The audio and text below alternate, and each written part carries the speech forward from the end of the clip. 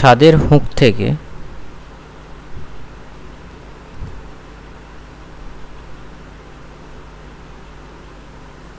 একটি সুতোর সাহায্যে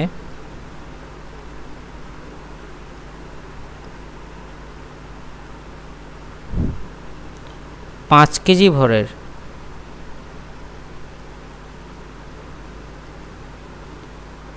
একটি বাটখারাকে ঝুলিয়ে রাখা হয়েছে, মানে পড়েন বাটখারা বলতে।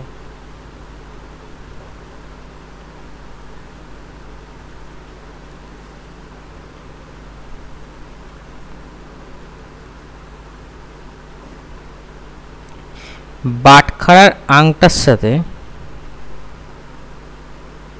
বাটখারার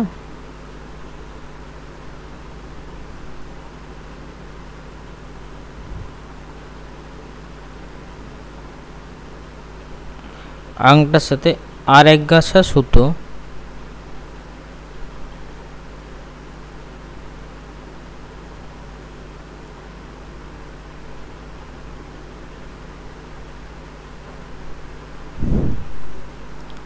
আটকে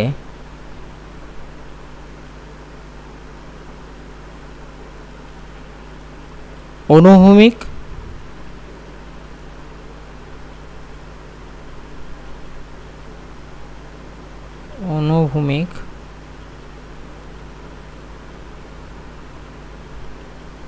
তলে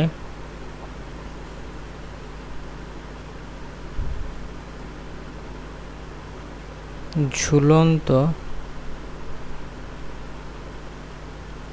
সুতোকে উলম্ব রেখার সাথে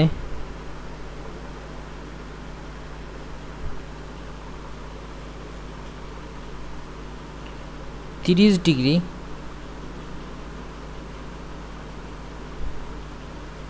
কোণে সাম্যাবস্থায়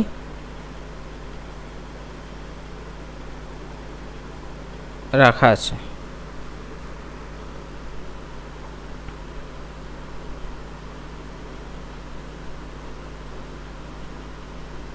সুতো দুটির টান কত? এক্ষেত্রে কীভাবে করবে তোমরা দেখো, ছবিটাকে এঁকে নিতে হবে। ছাদের হুক থেকে একটা সুতোর সাহায্যে 5 কেজি ভরের একটা বাটখারা ঝোলানো আছে, ঠিক আছে। এটা হচ্ছে, আমি ছাদটা থেকে একটা করে দিই। দেখো ছাদটা থেকে একটা 5 কেজি, তাহলে সাপোজ 30 ডিগ্রি কোণ আছে, তাহলে বাটখারাটা আমি ধরলাম অনুভূমিক লাইনের থেকে এইখানে ধরো আছে, অনুভূমিক লাইনের চলনা করো এটা, এর থেকে কী আছে, সাপোজ ধরো এটা বাটখারাটা, ঠিক আছে, নিচের দিকে ঝুলছে। এই কোণটা কত এটা বলে দেওয়া আছে 30 ডিগ্রি। বাটখারাটা কী হচ্ছে, নিচের দিকে ঝুলছে, ধরো 5 কেজি ভরে বাটখারাটা। আর ওপর দিকে ধরো আমি ধরলাম সাপোজ T1 কাজ করছে, ঠিক আছে, আর এইদিকে ধরো T2 কাজ করছে, ঠিক আছে। এবার দেখো এইখানে যে বলটা কাজ করছে, এটাকে আমি যদি ওই ল্যামের উপপাদ্য অনুযায়ী সাজাই,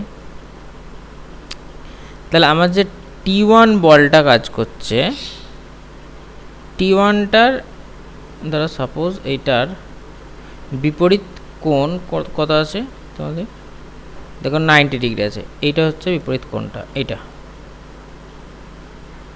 ঠিক আছে। এই কোণটা হচ্ছে T1 এর বিপরীত কোণ, তাহলে T1 বাই ল্যামের উপপাদ্যটাকে কাজে লাগাচ্ছি, 90 ডিগ্রি সমান T2 বাই, এবার দেখো T2 মানে এই বলটা, এবার T2 যে বলটা কাজ করছে তার ধরো T2 বলটার আমি যদি বলি এই বলটার বিপরীত কোণ কত হচ্ছে, ঠিক আছে, এই বলটার বিপরীত কোণ T2 বলের। দেখো এই বলটার ক্ষেত্রে কী হচ্ছে, এই কোণটাকে আমি ধরবো, এটা এইদিকে যাচ্ছে, তাহলে এই যে কোণটা হচ্ছে, এখানে T2 বলের বিপরীত কোণ হচ্ছে এটা, ঠিক আছে। তাহলে T2 বলের বিপরীত কোণ এটা হচ্ছে T2, এই যে এই বলটা এখানে আছে, এটা হচ্ছে T2, তাহলে T2 বলের সাইন এটা ধরো 30 ডিগ্রি, তার মানে এই কোণটা পুরোটা 180, এই 30টা বাদ দিলে কত হচ্ছে সাইন, এটা হচ্ছে 150 ডিগ্রি। তাহলে এটা সমান কি হচ্ছে T2 বাই সাইন 150, তারপর হচ্ছে T3, ঠিক আছে, তারপর হচ্ছে T3 বাই T3 বলতে দেখো হচ্ছে এইখানে এদের ক্ষেত্রে দেখো তোমাদের যে বলটা দেয়া আছে সেই বলটার ক্ষেত্রে ধরো এইটাকে আমি যদি T3 বলি, নিচের দিকে যেটা কাজ করছে 5 কেজি যেটা দেওয়া আছে, সেটার ক্ষেত্রে সাপেক্ষে যদি আমি হিসাব করি, তাহলে এর যে বিপরীত কোণটা হচ্ছে এইটা হচ্ছে কোণটা, তাহলে এটা কত হবে দেখো 100, এটা হচ্ছে 120 ডিগ্রি, ঠিক আছে। এটা তোমাদের এই কোণটা 30 হলে এই কোণটা কত হচ্ছে 60 হচ্ছে, এই কোণটা 60, তাহলে 60 এটা 120, 60 আর 120 তাহলে 180 হয়েছে, তাহলে T2 by T3 by sine 120। তাহলে অ্যাকচুয়ালি কী হলো তোমাদের T1টা সমান এলো T2 বাই সাইন 150 মান কত দেখো, সাইন 150 মান হচ্ছে সাইন 150 মানেই হলো সাইন 180 মাইনাস 30 মানে সাইন 30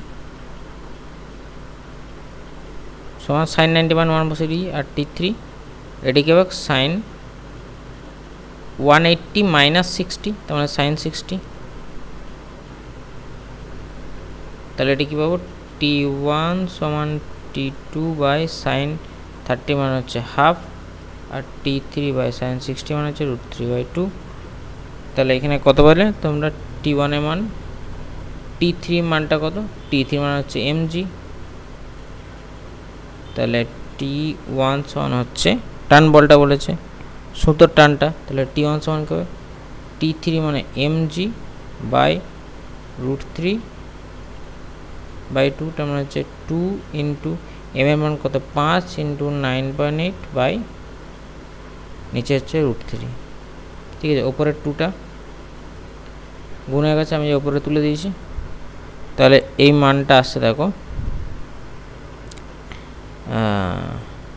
তোমাদের ক্ষেত্রে আসবে দেখো, আমি যদি 9.8টা গুণটা তোমাদের ক্ষেত্রে যদি 10 ধরে নাও, ঠিক আছে, তাহলে আমি ধরো 9.8 জায়গায় 10 করে নাও, জি এর মানটা আমি ধরে নিচ্ছি 10, আমার করতে সুবিধা হবে, তোমরা 9.8 ধরে করবে, কোনো অসুবিধা নেই, জি সমান 10 মিটার পার সেকেন্ড স্কোয়ার করে নিচ্ছি।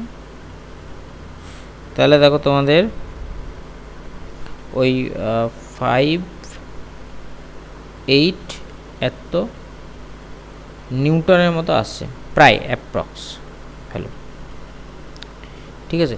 এইটুকু তোমরা একটু দেখে নাও, এরকম টাইপের সেম ক্যালকুলেশন তোমাদের এক্সামেও থাকতে পারে, এরকম টাইপের যে কোশ্চেনগুলো হয়, আর এগুলো এমন কিছু কঠিন নয়, তোমাদের ক্ষেত্রে যে কোশ্চেনগুলো আসে সেগুলো এরকম একটা দড়ি ধরে দেওয়া থাকে, তারপরে এটা থেকে ওই ল্যামের প্রপাদ্রকে কাজে লাগিয়ে তোমাদের করতে হয়, প্রায় অ্যাপ্রক্স 57 এত নিউটনের মতো আসছে, 58 আমি নিউটনে লিখে দিলাম। এরকম সুতো দেওয়া থাকে, এক ধারে মনে করো ঝুলছে, তার ক্ষেত্রে ব্যালেন্স পড়া, এদের একটা সুতো আছে, এইদিকে একটা ঝুলছে, আর এই দিকের উপাংশ কত সুতোটার দিকে, এইদিকে উপাংশ কত, ওপর দিকে কিছু একটা আছে, সেরকম কন্ডিশনে মানে এটাকে সমাপতিত বলটাকে কাজে লাগিয়ে তোমরা ক্যালকুলেশনগুলো করবে, ঠিক আছে। আর যেটা ল্যামের উপপাদ্য সব থেকে এই কোশ্চেনটা যেটা টাফ হয়, সেই টাফ কোশ্চেনটা তোমাদের দেখিয়ে দিলাম, যে ল্যামের উপপাদ্য কাজে লাগিয়ে করতে হয়, আর বাকি মোটামুটি ব্যালেন্স করে দু সাইডে দুটো দড়ি থাকলে তাকে ব্যালেন্স করে করে অঙ্কগুলো করতে হবে, সেগুলোর ক্ষেত্রে তোমরা কোশ্চেনগুলো অনেক ইজি থাকবে। এরপর আমি এফবিডি প্রবলেম যেগুলো আছে সেগুলো নিয়ে দেখিয়ে দেবো।